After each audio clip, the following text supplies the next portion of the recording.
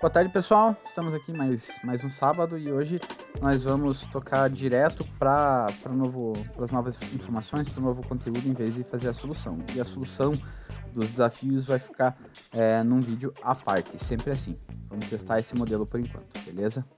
Então hoje a gente vai direto para o novo conteúdo. E desse novo conteúdo, eu preciso conversar primeiro, esclarecer alguma coisa sobre aquela lógica que a gente estava usando para construir os nossos programinhas até então. Era uma lógica mais ou menos livre, apenas descritiva, né? Só descrevendo mesmo, citando os passos, a sequência lógica, organizando pensamentos e tudo mais.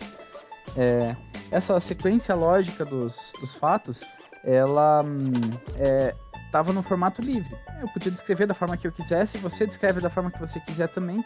E se as duas basicamente têm a mesma informação lógica lá dentro, significa que os dois programas são válidos, né? Então não tem um programa certo e um programa errado por questões de sintaxe, jeito de se comunicar e tudo mais. Tem mais do que uma, tem inúmeras soluções. Agora a gente vai ter que começar a padronizar um pouco essa forma de comunicação. Então, da mesma forma que a língua portuguesa ela tem as suas regras gramaticais, tal coisa letra maiúscula, tal coisa letra minúscula, muito obrigado, acabei de ganhar um cafezinho. Tal coisa tem acento, tal coisa não tem acento, tal palavra é junto, tal palavra é separado e por aí vai. Né? Na programação também tem essas regras. Essas regras gramaticais, elas têm um nome, que é chamado sintaxe, né? E dentro de programação tem várias formas de você se comunicar com o computador, né? Essas formas, cada uma recebe um nome, que é uma linguagem de programação.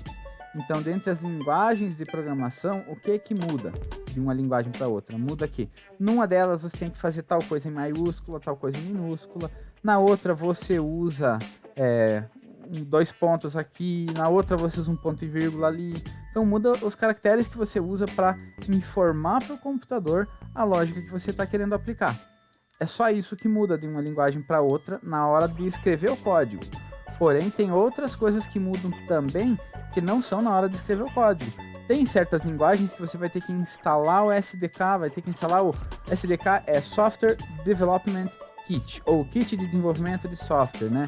Você vai ter que instalar um pacote de bibliotecas e de informações dentro do teu computador só para o teu computador conseguir compilar e interpretar essa linguagem. Tem outras linguagens que você precisa instalar os binários dessa linguagem ali para você conseguir interpretar e rodar. E tem outras linguagens que você não precisa de nada. Do jeito que está o teu computador, você já consegue rodar, né? A gente vai falar um pouquinho sobre as linguagens mais populares e a gente vai abordar um pouquinho esse tema aqui na nossa aula. Então, primeiro, o que a gente vai delimitar? Título: Linguagens de programação. Opa! Ih, tá errada a formatação do meu teclado. Socorro. Aqui. Pronto.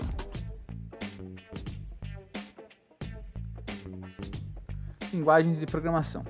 Então, o que muda numa linguagem de programação para outra, literalmente, no ponto de vista prático? Tem algumas que são mais eficientes na hora de usar a memória RAM do teu computador, tem outras que são mais eficientes no processamento, tem umas que são mais eficientes para tratamento de imagem, tem outras que são mais eficientes para rodar dentro do celular, tem outras que são mais eficientes para jogos. Então tem diversos tipos de linguagem e cada uma tenta atacar um determinado tipo de problema específico. Ok? Então eu vou colocar aqui já de cara eu vou abrir um artigo, né, do Tecmundo sobre linguagens de programação mais usadas em 2021. E isso aqui, pessoal, não significa que essas são as linguagens dominantes para tudo que a gente vai aprender aqui no curso, tá? Quando ele diz mais usadas, provavelmente levando em consideração as que são usadas para todo tipo de projeto. Então tem algumas linguagens que vão aparecer nessa lista que elas não fazem parte do dia a dia da maior parte dos programadores, beleza? Então já vamos chegar nelas. Ali tem um título, mas em primeiro lugar aqui, Python. Python está em primeiríssimo lugar e é importante a gente citar o Python porque ela é uma linguagem que ela teve muitos quase, né? É uma linguagem que ela foi muito injustiçada pelo mercado, porque ela é muito eficiente em processamento, principalmente. E a curva de aprendizado dela é rápida, é fácil você aprender o Python comparado com, às vezes, linguagens mais robustas aí, tipo Java, por exemplo, né? Como linguagem C ou C++, né? O Python ele é um pouquinho mais fácil de aprender. Isso significa que, para você sair do zero e conseguir fazer alguma coisa legal em Python, o tempo tende a ser menor. Muda um pouco de preferência de pessoa para pessoa, claro, mas a tendência é que ela seja um pouco menor. E a principal característica do Python é que o formato que você enxerga o código faz diferença. Então essa é uma das coisas que é muito característica do Python. Não sei se vocês lembram que eu estava citando na outra ocasião sobre uma coisa chamada indentação. Então aqui eu tenho lá, deixa eu ver aqui o Visual Studio Code, né? Lembra que a gente tem o texto e o texto ele ficava com um certo espaçamento na horizontal com relação à borda do arquivo, né? Lá, novo arquivo. Então, esse é um texto normal. Esse é outro texto. Esse é um texto no mesmo nível que o segundo. E por aí vai. Esse espacinho que tem aqui no meio é a tal da indentação, né? Só para a gente revisar, a indentação, o objetivo dela é delimitar uma hierarquia de coisas que estão dentro umas das outras. Só isso, tá? Então eu vou colocar aqui, por exemplo, se eu escrevesse, eu vou colocar um exemplo aqui, uma lista de coisas, beleza? Armário.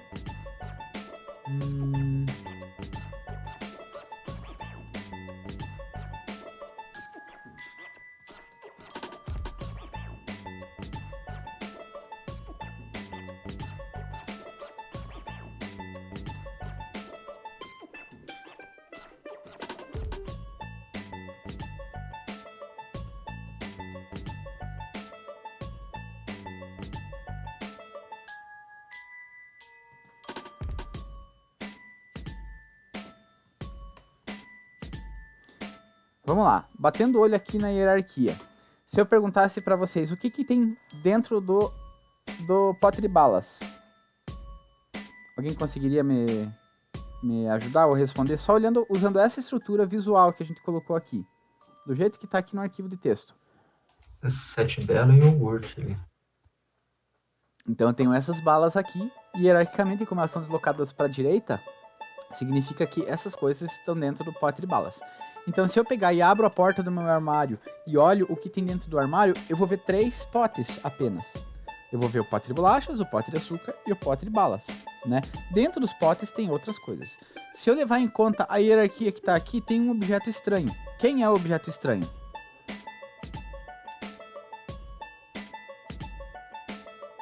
E aí? A colher? A colher. A colher tá dentro do pote de bolacha. Então alguém foi pegar uma bolacha e esqueceu uma colher lá dentro.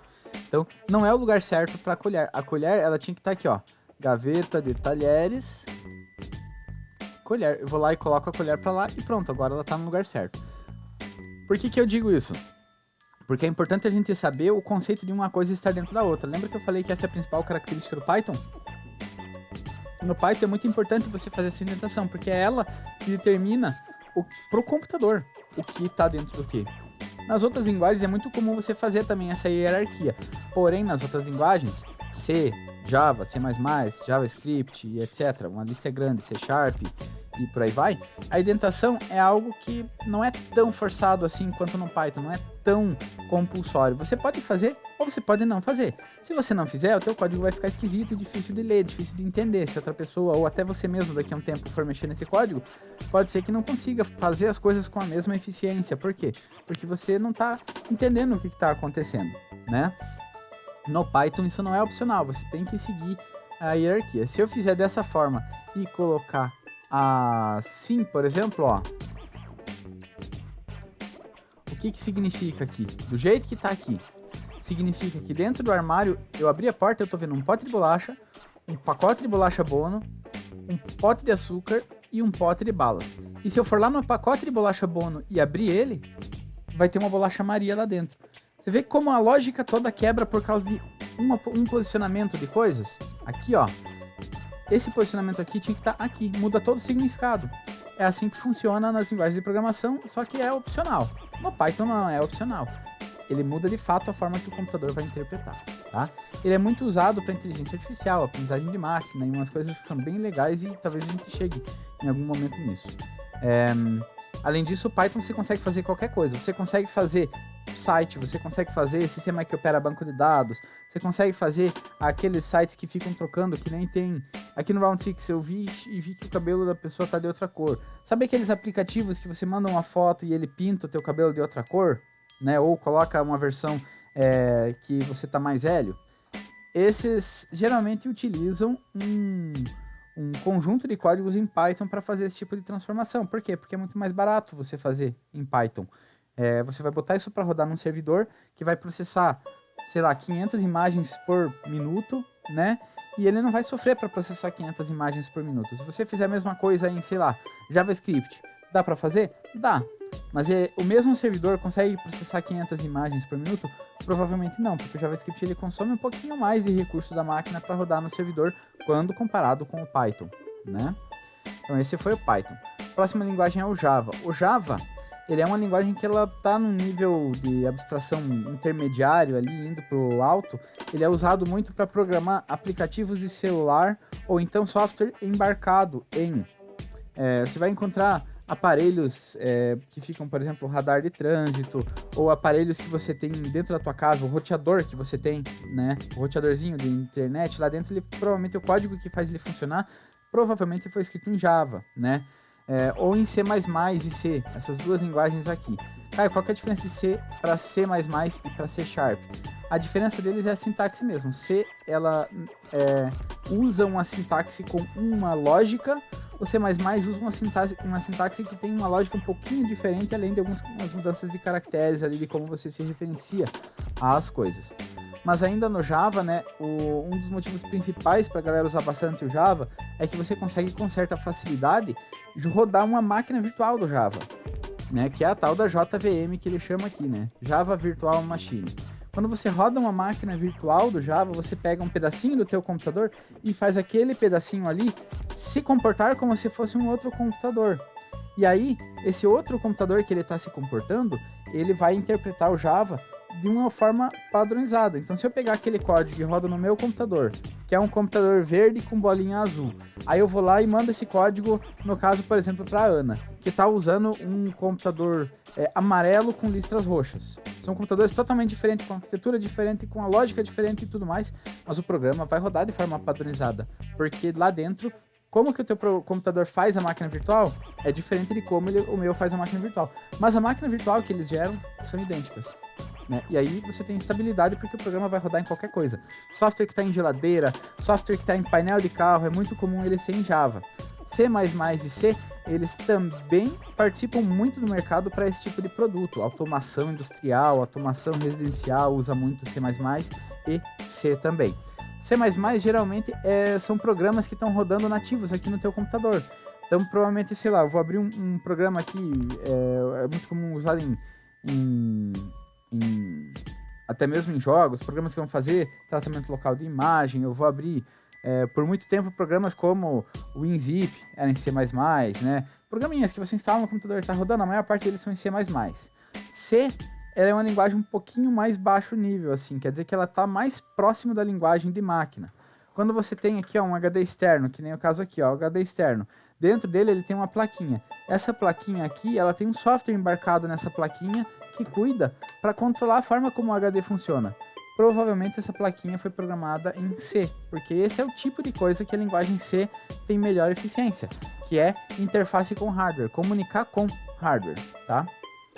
A próxima é o JavaScript, e eu sou suspeito para falar porque ela é uma das minhas linguagens preferidas, né, pela versatilidade. O JavaScript ele não nasceu para ser uma linguagem de programação, ele nasceu para ser uma linguagem auxiliar. Então, no começo lá tinha internet, tinha as páginas web e etc. O JavaScript era para poder dar um pouquinho de vida para as páginas web. Você está acessando uma página, você clica num botão e ele vai dizer se você pode ou não clicar naquele botão. Vai colocar uma mensagem na tela, vai fazer um negocinho que fica se mexendo na tela. Esse era o objetivo do JavaScript. Só que, como ele é muito fácil de escrever, ele acabou evoluindo e teve pessoas que pegaram e fizeram versões mais novas. A comunidade pegou um conjunto de interpretadores JavaScript e liberou para todo mundo usar, e de repente tinha gente usando JavaScript para tudo. Das que a gente citou aqui, o JavaScript ele é provavelmente a mais versátil, porque ela pode ser usada, eu posso usar ele para fazer um site? Posso. Posso usar para fazer um aplicativo de celular? Pode. Tem mais de uma forma de você usar JavaScript. Você pode usar Ionic, você pode usar React Native, que são frameworks. A gente vai falar sobre frameworks na semana que vem, né? Mas são conjuntos grandes aí de bibliotecas que servem para você poder usar JavaScript na hora de fazer um aplicativo para celular, né? Eu posso usar o JavaScript para fazer jogos? Pode. Posso usar ele para fazer sei lá, programas normais assim que eu uso no computador, que nem Word, Excel, etc e tal, WinZip e tudo mais? Pode, inclusive o Visual Studio Code, aqui, esse programa que a gente está usando aqui, ele usa uma tecnologia chamada Electron, que é baseada em, basicamente, você faz uma página web e transforma essa página web num programa que é buildado. Em algum momento a gente vai brincar um pouquinho com esse Electron aí, eu pretendo brincar, porque é algo que eu simpatizo, né? Então o JavaScript, de modo geral, ele é a linguagem mais versátil. Aqui, e também em vários outros lugares, fala que ela não é a linguagem mais fácil de aprender. Eu, certo que discordo um pouco disso. Eu acho que ele tem suas características ali, ele tem seus erros, toda linguagem tem seus problemas, e o JavaScript ele tem mais problemas do que outras linguagens até. Só que na hora de você aprender programação, ele simplifica uma das etapas que eu sempre considerei uma das etapas que mais custava no aprendizado. E a gente vai falar sobre isso, que é o que tem respeito ao tipo das variáveis, né? E finalmente, Go, ela está se popularizando cada vez mais. Ela está crescendo assim de forma exponencial. Ela é uma linguagem que, quando você programa e você manda ele buildar, o que é buildar, Caio? Buildar é quando você dá um comando para quê? Aquele código, aquela sequência lógica que você fez, seja empacotada em um único arquivo lá, .exe, por exemplo. Essa é uma das formas de buildar um aplicativo, uma aplicação. O Go, ele é uma linguagem dessa. Você implementa, você coloca a biblioteca, você coloca um monte de coisa nele e você manda ele gerar o programa. O que ele vai gerar para você? Um único arquivo .exe, que você manda para o teu cliente lá no pendrive e ele só vai em um único arquivo, não vai ter que instalar, avançar, concluir, instalar um software, não. Instalar OpenGL, instalar DirectX, instalar outros tipos de biblioteca, .NET Framework, nada disso. Simplesmente ele vai pegar o arquivo que está no pendrive e vai dar um duplo clique e o arquivo vai executar. Então ele é muito estável porque ele gera uma coisa muito fixa ali. Ele gera um programa muito padronizado, muito fácil de quem vai receber esse programa usar. E esse programa, como ele fica num executável, ninguém vai saber que linguagem que está lá por dentro. Além disso, o resultado é muito rápido. Ele tem um potencial de desempenho muito rápido nos aplicativos. Tem várias outras linguagens aí que não apareceram nessa lista que eu acho que mereceriam aparecer. Uma delas que eu vou citar é o C#. Ela é parecida com o C++, mais parecida com o C++ do que o C, só que se eu fosse falar para ela ser parecida, eu diria que ela é parecida com o Java. Ela é tipo um Java, só que para quem gosta da linguagem C, basicamente, né? Serve para fazer programação web, serve para fazer site, serve para fazer a parte de servidor que comunica com o aplicativo, serve para fazer jogos usando uma engine chamada Unity 3D, por exemplo, né? O C++ também serve para fazer jogos usando uma engine chamada Unreal Engine. Mas de modo geral, o C# ela tá ganhando um pouco de espaço porque ela é uma linguagem que tem muito material oferecido pela Microsoft, tem serviços de nuvem da Microsoft, que se chama lá o Azure, né? Os servidores Azure, que você pode contratar um servidor e paga por hora o custo desse servidor, e aí você bota a tua aplicação para rodar lá e ela roda com um desempenho sensacional. Então, você consegue gerar sistemas que podem escalar muito rápido e de forma automática. Digamos que você tem uma loja virtual, sei lá, Livrarias Curitiba ou Saraiva, né? Você coloca lá para uma promoção bem pesadona, assim, bem forte, Black Friday. Na Black Friday você vai ter 100 vezes mais acessos do que num dia normal. Não vale a pena você fazer um software e colocar num servidor 100 vezes mais poderoso e ficar o ano inteiro pagando aquilo só porque você está precisando da Black Friday.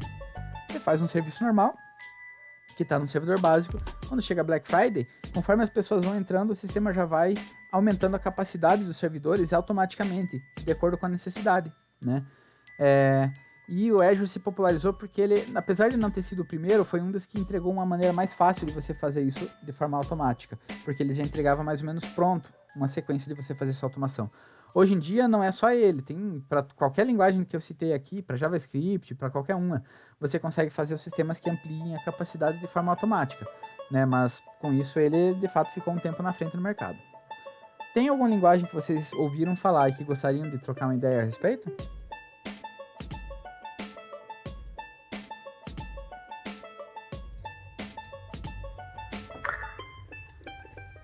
Eu acho válido citar Lisp.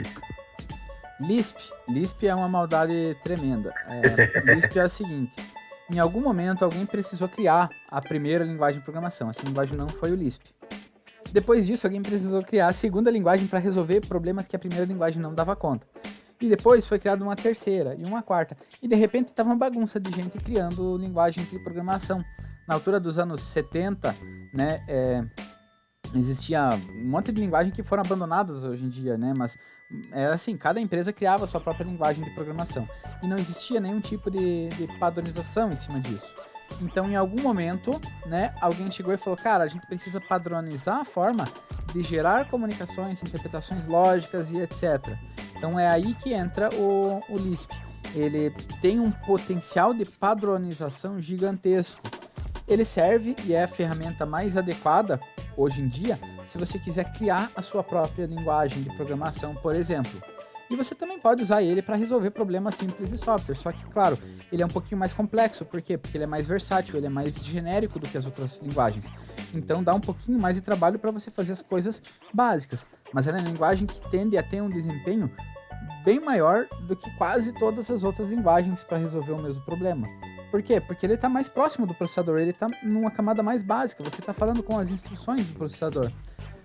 O Lisp é uma linguagem que é ensinada hoje em dia, por exemplo, para quem estuda ciências da computação e talvez engenharia da computação. Para outros cursos é muito difícil você ter que aprender de fato e entregar um programa em Lisp, porque ele está muito relacionado com a arquitetura por trás de uma linguagem de programação, né? Mas ela é uma linguagem bem complexa até você conseguir entender e pegar bem as coisas. Eu não programo em Lisp, nunca programei, nunca fiz um programa em Lisp, né? A gente pode até pegar uma das sessões no sábado, né? E experimentar Lisp, ver como que funciona. É um dos exercícios que eu pretendo fazer aqui com vocês. Pegar alguns sábados e falar, pessoal, hoje eu vou pegar uma linguagem que eu nunca mexi e vou tentar fazer alguma coisa nela e a gente vai aprender juntos aí, beleza? Um exemplo disso é com o Electron, né? Eu citei o Electron e eu vou fazer um programinha em Electron em algum momento. Lembra que eu falei que o Visual Studio Code ele é feito em Electron? Então, vamos fazer um programinha para rodar aqui. Tem vários outros que são feitos em Electron. O Spotify é feito em Electron, o Discord é feito em Electron, né? Basicamente, qualquer tipo de programa pode ser feito em Electron, programa para rodar na máquina, né? Então, eu vou aprender Electron enquanto vocês estão assistindo. Lisp também, dá pra gente fazer um exercício de Lisp em algum momento. Alguma outra linguagem? Eu tinha comentado do Flutter na outra vez que a gente fez o curso. Boa! Flutter é bom. Flutter é uma linguagem bem interessante. O Flutter, na verdade, o Flutter ele é um superset feito em cima de uma linguagem chamada Dart, né? A linguagem que ela nasceu originalmente com o objetivo de, eu vou matar o JavaScript, vou derrubar o JavaScript. Ela não chegou nisso porque o objetivo dela acabou se tornando outro. Em algum momento, o Dart ele se mostrou muito eficiente para você trabalhar com blocos muito bem separados de software. E é por isso que o Flutter brilhou nessa situação. O Flutter, ele dá pra gente chamar de uma linguagem, ele é um superset em cima da linguagem Dart, né? Mas ele é muito eficiente para você fazer coisas, para você orientar o teu código a uma coisa chamada widgets. Pequenos blocos de coisas que podem se repetir ou não. Então, no caso do Flutter, você faz um widget, que é um botão, né? Aí você faz um outro widget, que é o botão que tem ícone. Aí você faz um outro widget, que é o ícone apenas. E aí, aqui, vocês estão vendo que tem esse ícone de anotação? Isso aqui poderia ser um widget no Flutter. Aqui dentro desse botão, ele aceita um widget dentro do outro widget. Então aqui eu tenho o mesmo widget do ícone que tem aqui. Daí aqui eu coloco o widget do botão, aqui eu coloco o widget do tooltip, que é essa diquinha que aparece aqui do lado, ó. Então tudo é orientado a pequenas coisas que você vai poder encaixar umas dentro das outras e vai padronizando, né? Flutter é uma linguagem que ela é muito legal e hoje em dia ela é muito, muito mais popular para fazer aplicativos do que outras coisas. Porém, ela permite você fazer para web, apesar do Flutter Web ele ainda não está totalmente redondinho, ele ainda tem suas coisinhas assim para melhorar, mas ele é uma linguagem muito boa para aprender, porque você faz orientado àquilo que você enxerga. A lógica toda está baseada nas coisas que você enxerga. E isso é bem diferente de outras linguagens. Olha só que legal, eu acabei não falando do PHP. O PHP ele é uma linguagem que revolucionou o mundo. Ela não é a melhor linguagem, ela não é a mais eficiente, ela não é a linguagem mais rápida de aprender, nem nada. Só que em algum momento, no começo dos anos 2000, talvez final dos anos 90, não sei dizer, a internet começou a dar uma revolucionada, assim, o conceito da internet. A internet 1.0 era uma internet em que as pessoas colocavam os sites lá, em HTML, e pronto, o site era aquilo e acabou, né? Daí, em algum momento, o usuário começou a querer fazer mais coisas, a querer colocar conteúdo dele na internet, né? E aí o pessoal começou a usar linguagens que entregavam para você um HTML, mas por trás disso ela gerava uma lógica, podia acessar um banco de dados, aí o usuário ia lá e criava um cadastro para ele, esses dados cadastrais dele iam para um banco de dados e depois você consultava o banco de dados para mostrar as coisas na tela. Então, essa é a chamada internet 2.0, que é a internet que permite que o usuário interaja com ela. E o usuário coloque conteúdo, crie posts, crie o próprio blog, né? E aí a internet 2.0 ela tá bem relacionada com tudo aquilo que a gente viu nos anos 2000, né? Orkut, o surgimento das redes sociais em si, né? Aquelas páginas de postar foto lá, tipo Fotolog, Flog, Flogão, Vibeflog e tudo mais, né? Fazem basicamente o mesmo que o Instagram faz hoje, né? Exatamente o mesmo, só muda a forma como o usuário interage com as coisas. Tem plataformas de blog estilo WordPress, Joomla, Drupal e tudo mais, que também foram desenvolvidas naquela época e se popularizaram bastante. Tem plataformas inteiras de blog, tipo Blogspot, por exemplo, né? Que você literalmente podia ter o teu blog e postar o teu conteúdo. O PHP ele revolucionou por quê? Porque era muito fácil você fazer um conteúdo que permitisse o usuário se realimentar e conectar com o banco de dados e tudo mais de forma transparente para o usuário em PHP. Códigos prontos, fáceis, que você copiava, mudava a senha do banco de dados e pronto, está conectando com o teu banco de dados e pronto, né? Então o PHP revolucionou porque era muito rápido, muito fácil você fazer isso. Nenhuma saudades de Fotolog. Aqueles sites eles tinham um probleminha de usabilidade bem braba. O João colocou o trocadilho do Lisp ali. Mas eu achei que você tava falando do Lisp mesmo. Lisp de verdade. Não, eu também. Agora que eu vi É porque eu tive que lidar com o Lisp durante a faculdade. Entendi. Isso é maldade, cara. Lisp é algo que só quem vai avançar pra uma camada chata, sem graça do desenvolvimento, que vai ter que se envolver com ela. Eu concordo literalmente com esse trocadilho dele aí. Mas tem um fator do Fotolog, do Videolog e afins, que foi onde começou a morrer a privacidade, né? Foi o momento que a internet matou a nossa privacidade de vez. De lá pra cá não existe mais isso. Exatamente. Grandes sites usavam o PHP para começar a consultar e guardar informações do usuário. Isso que você está falando conecta com a internet 3.0, tá? Aí, assim, a internet ela tem 3 grandes fases, assim, digamos. A 1.0, que ela é apenas expositiva, você acessa, vê informações e beleza, obrigado, tchau. A 2.0, que você pode colocar conteúdo na internet, que você vai lá e escolhe o conteúdo, quero colocar esse texto, quero colocar minha foto, quero colocar etc. E aí gerou uma sensação de vício nas pessoas e isso, em partes, tirou a privacidade. Mas não é nem essa a pior parte na privacidade. A internet 3.0 é a que realmente roubou nossa privacidade. Na internet 3.0, aí a internet começou a guardar dados a respeito da gente sem que a gente saiba até mesmo, né? Então existem formas de você inserir dados ou fornecer dados para o computador, só de eu estar parado muito tempo nessa tela, o computador já está interpretando que talvez eu goste mais de PHP do que das outras linguagens, sei lá, né? Enfim, o PHP, o papel dele na internet toda foi que ele facilitou para você conseguir guardar dados do usuário que ele coloca num banco de dados, e ele facilitou isso. Então tinha muita hospedagem barata de PHP.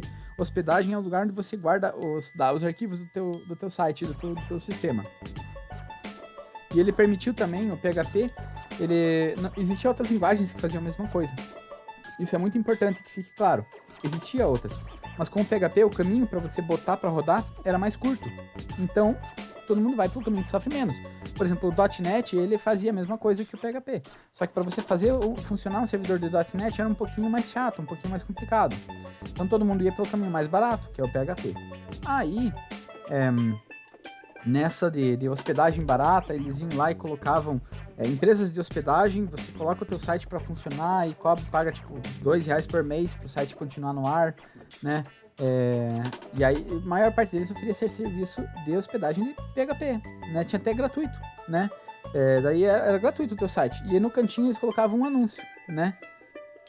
A internet 3.0 é a internet que captura estatísticas de uso, né?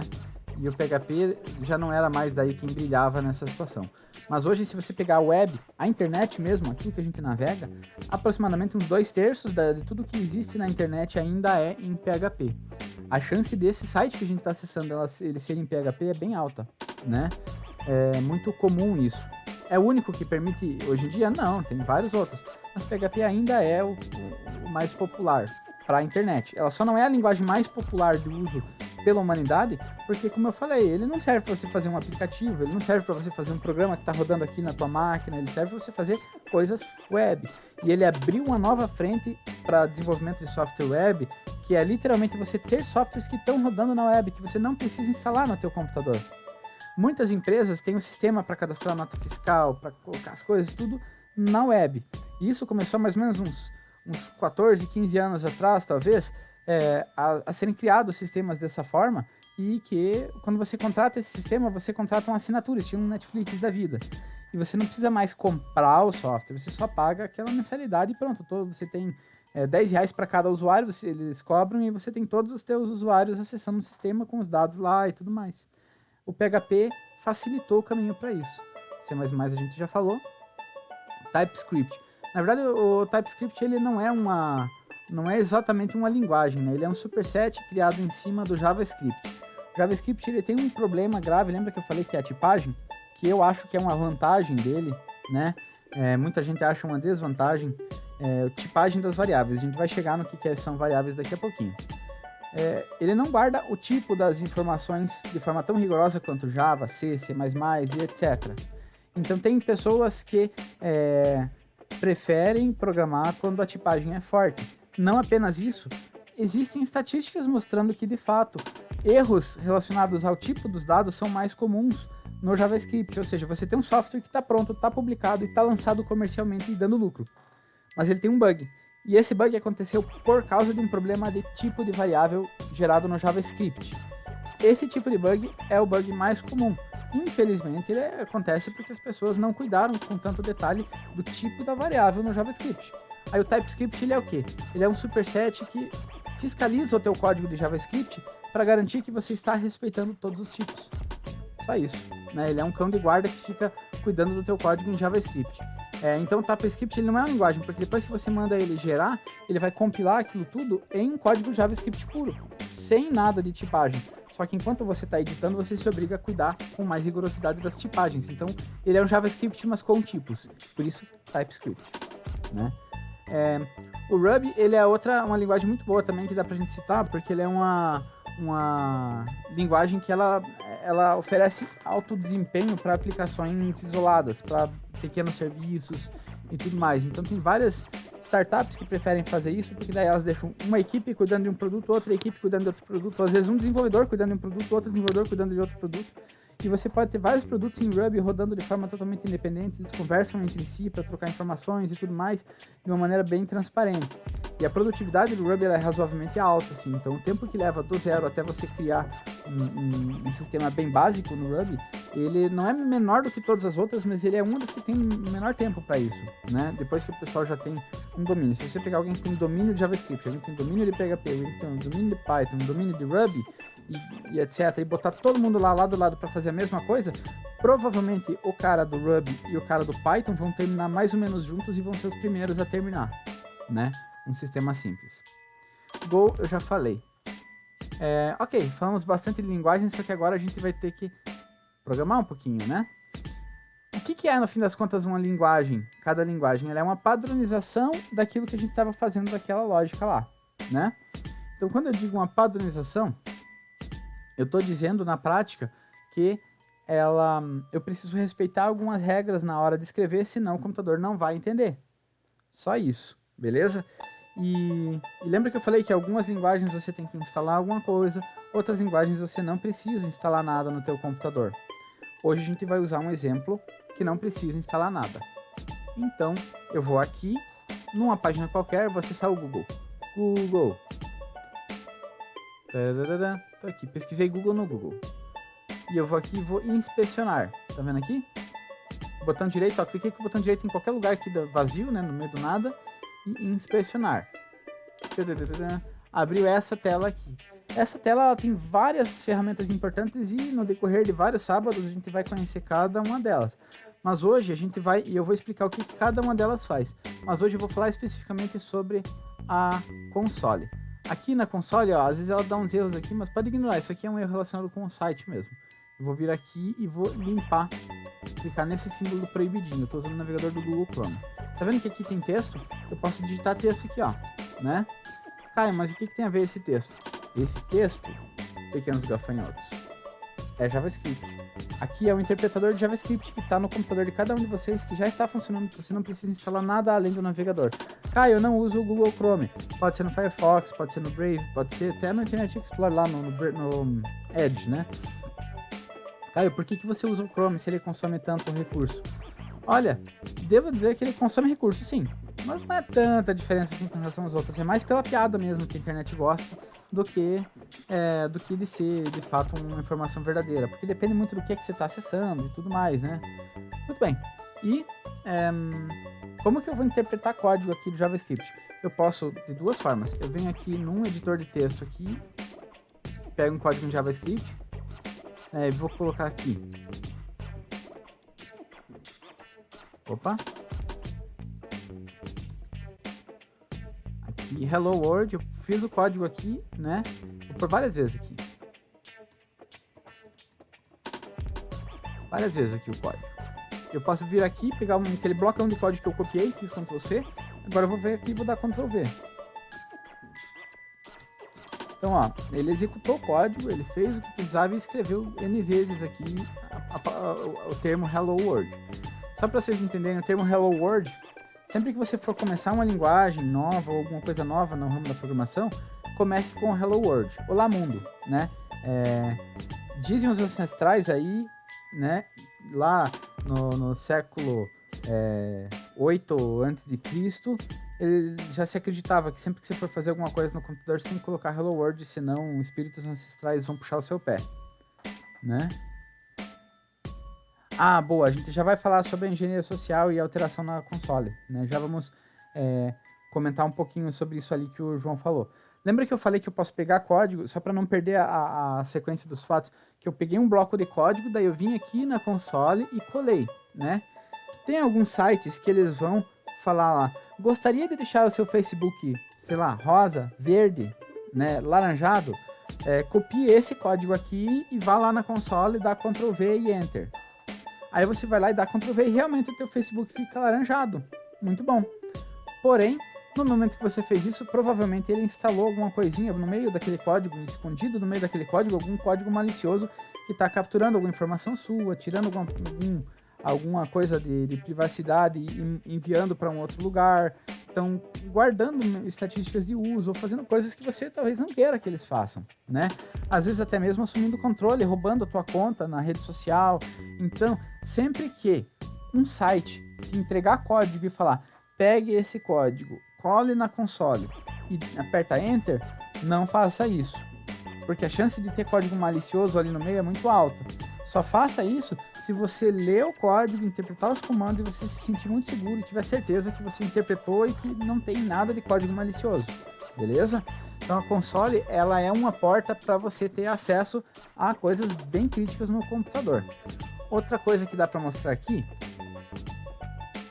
globo.com. Aqui, tá vendo que tem várias abinhas aqui dentro, né? Ó. Elements. Eu vou aqui no Elements.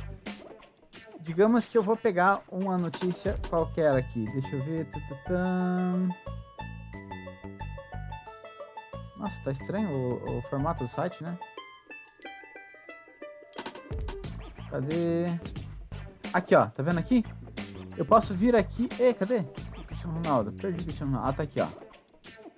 Botão direito, inspecionar. Você viu que agora eu não fui num lugar vazio. Eu fui em cima de algum lugar específico. Vamos lá. Tá vendo que aqui ele ficou azulzinho, ó?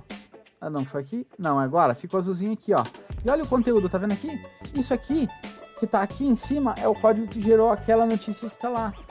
Literalmente. Então, se eu vier aqui e dou um duplo clique, eu posso editar o que tá aqui. Olha que legal. Então, vou colocar aqui, ó. Vou mudar. Cristiano Ronaldo sai no meio do jogo porque estava com dor de barriga. E apertei Enter. E olha como que ficou aqui, ó. Alterou. Aí, o que eu faço? Eu vou lá, né? Vou lá e tiro um print disso aqui. Opa. Vou lá e tiro um print disso aqui e mando pra pessoa falar que é a notícia. E na verdade a notícia é falsa, né? É uma das formas de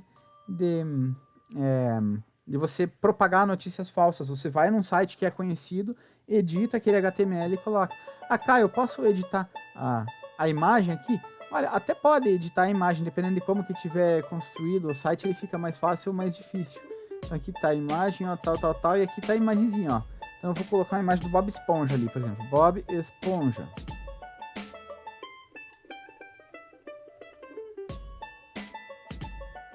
Essa aqui, acho que tá legal. Essa aqui, ó, mais icônica, né?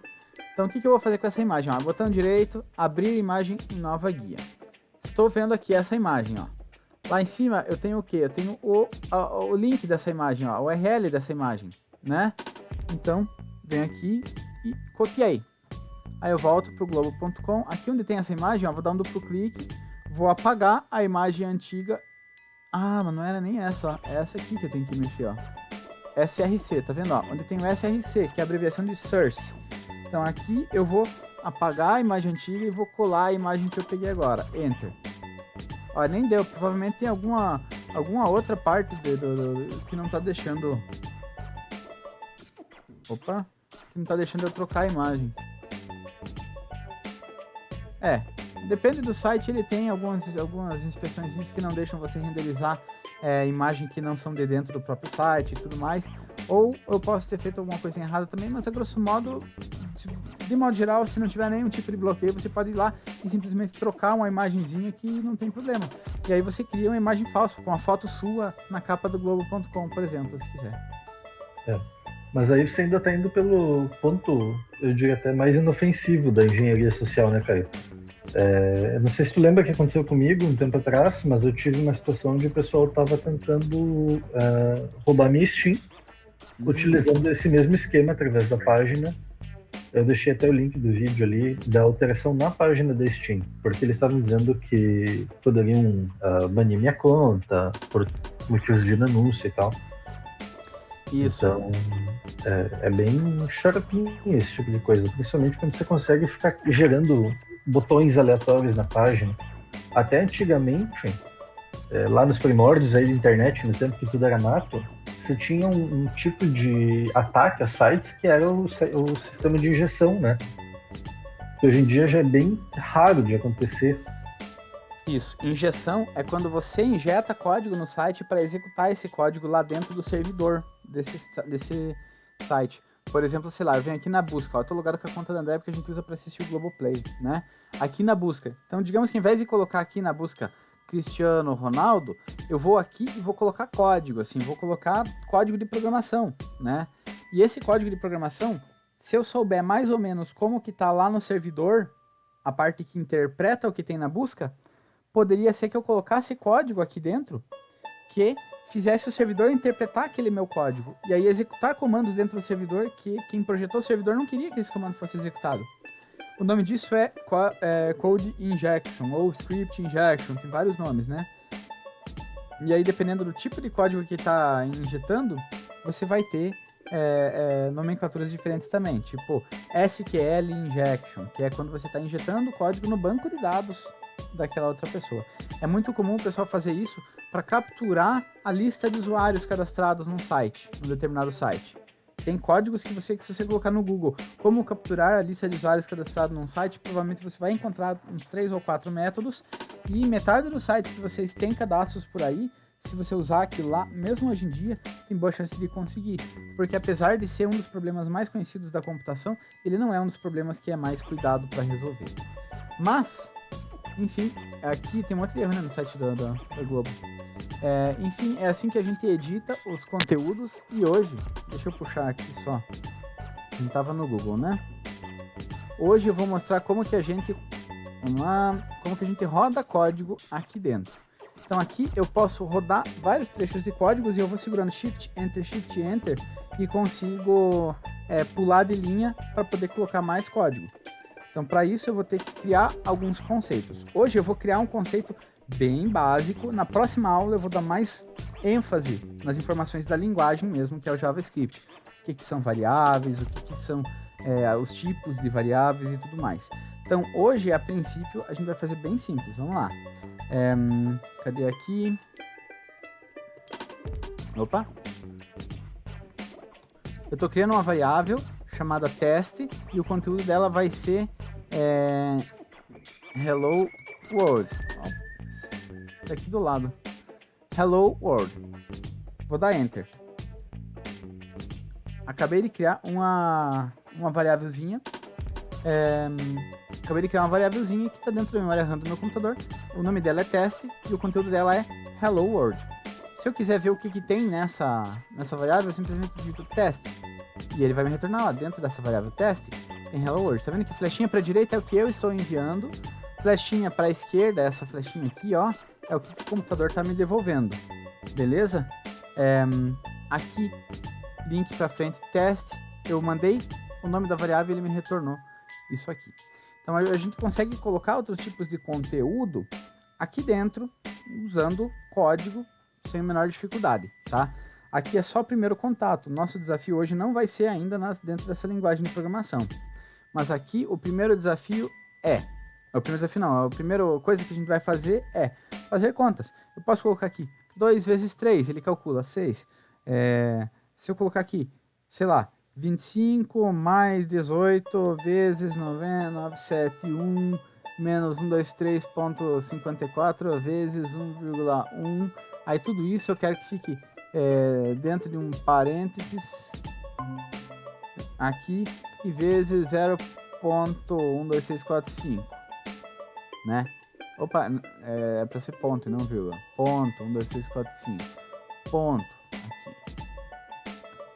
Então esse é o resultado. Ah, então beleza, tem uma calculadora, né? Não é só uma calculadora, aqui é um exemplo de coisa que você pode fazer. Mas eu posso colocar aqui, por exemplo, var idade é igual a 25. Dobro é igual a idade vezes 2, 50. Então ele faz conta usando as variáveis que a gente guardou em memória. Livremente eu posso colocar isso e fazer contas, né? Por exemplo, digamos que eu quero fazer um programa que calcule a minha idade. Então ele vai pegar o ano atual menos o ano de nascimento da pessoa. Qual idade, pelo menos, sem considerar se eu já fiz ou não aniversário, né? Qual idade que eu vou completar esse ano. Então, idade é igual a ano atual, 2021, menos o ano que eu nasci, 1986. Tá? Eu tenho formas de conseguir coletar o ano atual a partir de linha de comando, mas a gente não vai ver isso por enquanto. Eu posso pedir para a pessoa assim, ó, prompt. Eu posso colocar assim, ó, ano nascimento é igual a prompt. Qual ano você nasceu? E vou dar enter. Aí tá vendo que aqui ele pergunta pra mim qual ano você nasceu. Vou colocar aqui 1986. Enter. Pronto. Agora dentro dessa variável ano nascimento aqui, ó, eu tenho menos ano nascimento 35 anos. É assim que funciona, tá? Eu consigo fazer essa conta usando variáveis, coletar dados para o usuário e depois dizer para ele de várias formas. Comandos que a gente vai utilizar agora nessa etapa. Vou colocar aqui. Opa. Não tá deixando eu digitar aqui. Uai. Aqui me deu uma pirada. Coisas que a gente vai conseguir usar, por exemplo, ó, console.log. Olá, mundo. Então ele vai escrever isso aqui, ó, na minha tela, na console. Tem outra forma, eu posso colocar alert. Olá, mundo. Ele vai mostrar de outra forma. Olha aqui, ó, ele mostra nas mensagens do navegador, né? E eu posso colocar prompt. Olá, mundo. Opa, opa, opa. Aí aquilo que eu digitar, ele vai retornar aqui para a linha de comando. Ó, a flechinha aqui, ó, retornou. Tá? Então, de modo geral, a gente tem esses são os comandos principais que a gente vai usar nas nossas brincadeiras aqui. Então, primeiro vou colocar aqui JavaScript. Não, vou colocar a linha aqui. Então, JavaScript. Principais comandos. Console.log. Informação. Aqui vou pôr blá blá blá. Eu posso ter alert, blá blá blá, e posso ter prompt, blá blá blá. O que cada uma faz? Console.log serve para mostrar na console do terminal uma determinada informação, ou seja, o que tiver aqui dentro, ó, tudo que tiver dentro dos parênteses ele vai mostrar, não importa o que seja. Se eu colocar uma palavra, ele vai mostrar. Se eu vier aqui e colocar console.log ano nascimento, opa, 1986, lembra que eu digitei o ano nascimento lá aquela hora? O alert, ele vai mostrar também, ele mostra num alerta do navegador a informação. E o prompt, ele pede informação para o usuário, beleza? Então, para a gente se habituar a isso, eu vou colocar aqui uns desafios bem simples e vou fazer umas pequenas brincadeirinhas aqui, tá? A primeira delas que eu vou colocar aqui vou colocar desafios. O primeiro desafio é: acesse um site de notícias e inspecione elemento, clicando em uma das chamadas de notícia com o botão direito. O desafio consiste em criar uma notícia divertida / engraçada sobre você mesmo, sobre uma curiosidade, de preferência se for uma coisa verdadeira, tá? Por exemplo, ó, quando eu for fazer uma sobre mim, eu vou colocar lá, ó, o Caio tem um monte de instrumentos musicais, mas ultimamente não tem tocado nenhuma informação. Por que não? Algo nessa ideia.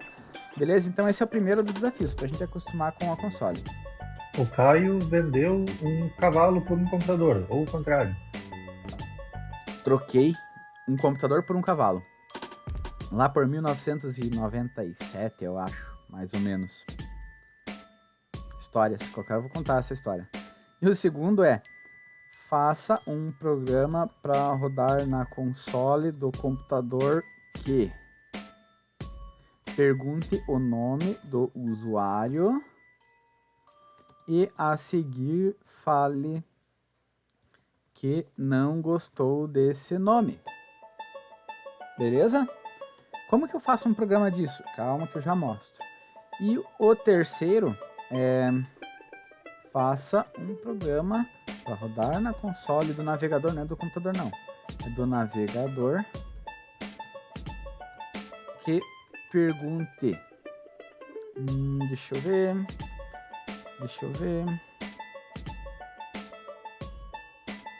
Que pergunte o ano de nascimento. Esse é bem simples. É o exercício que a gente fez agora há pouco ali. Depois eu vou colocar uns exercícios um pouquinho melhores aqui também, como desafios extras, mas eu acho que para começar a gente tem que ir bem devagar. Mento de 2 pessoas, pessoa 1 e pessoa 2. E depois diga a idade de ambas, ok? Então, esses são os nossos desafios dessa semana. Só para finalizar, eu vou fazer um bem simples aqui, para a gente poder fazer uma conta. Eu vou fazer um programa que receba 2 lados de um retângulo, área do retângulo. Como que calcular a área de um retângulo? Ó, eu pego o valor da base, digamos que aqui deu 2, e a altura, que é 1, e multiplico. 2 vezes 1, 2. Então ele tem 2 metros quadrados, por exemplo. Essa é a fórmula. Então, vou fazer um programa que calcula a área de um retângulo. Vamos lá. Var. Posso colocar apenas, ó, a altura é igual a prompt. Qual a altura do retângulo? Agora, largura é igual a prompt. Qual a largura do retângulo? Viu que aqui eu dou Shift Enter, daí ele não executa, ele só vai para a próxima linha. A área é igual a altura vezes largura. Alert. A área do retângulo é... Vou colocar aqui 2 pontos. Aí eu separo com vírgula e coloco a outra variável aqui, área. Vamos lá, vou dar Enter e ele vai executar. Enter. Qual a altura do retângulo? Sei lá, 4. Qual a largura do retângulo? 5. A área do retângulo é... Opa, ele não calculou. O que ele não colocou aqui? Sai, Google. Vamos ver o que deu errado. Área. 20. Olha, ele não mostrou a área. Então vou fazer diferente aqui. Por algum motivo ele não quis mostrar quanto que era a área. Vou colocar um mais para ele juntar as duas palavras. Vamos lá, 4, 5. A área do retângulo é 20. Provavelmente eu me embananei colocando vírgula aqui, que isso aqui, se não me engano, era no Python, então funciona. Eu achava que no JavaScript também funcionava, ó, vacilo meu. Mas muito bem. Então aqui eu tenho um programa fácil, ó. Vou pegar esse exemplo de código aqui e vou colocar lá na nossa anotação. Vou colocar aqui. Ele não deixa eu digitar aqui. Ele tá dando uns erros aqui no RequiemD. Quando eu mudo de tela e volto para ele não me deixa mais digitar nele. Achei estranho. Mas tudo bem. Eu vou colocar esse código, por exemplo, para todo mundo saber como que funciona, tá? Finalmente aqui.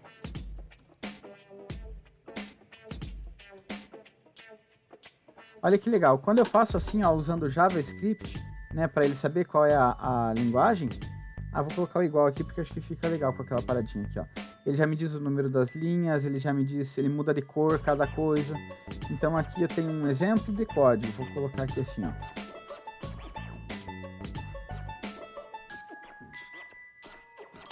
Para rodar na console. Beleza, pessoal? Esse é o nosso objetivo e aqui a gente tem os desafios. Eu vou postar um outro vídeo separado com a solução desses desafios. E aí, quem quiser, tiver com dificuldade, etc., vai durante a semana poder ver o vídeo. Eu vou postar esse aqui ainda hoje e amanhã eu posto o vídeo com a solução dos desafios. Beleza? Alguém tem alguma dúvida? Como é que tá? Tô tranquilo? Nem sim, eu só perdi um pedacinho ali, porque tomei um gank aqui da tela azul esporádica divina e aí eu perdi um pedacinho, mas depois eu vejo de novo, então não tem problema. Beleza, dá pra pegar ali pelo vídeo também, é bem tranquilo, foi uma janelinha bem pequena que você caiu ali, pode ficar sossegado, beleza? Temos aqui os nossos desafios e agora é fazer. Muito obrigado pela presença de todos e um ótimo sábado.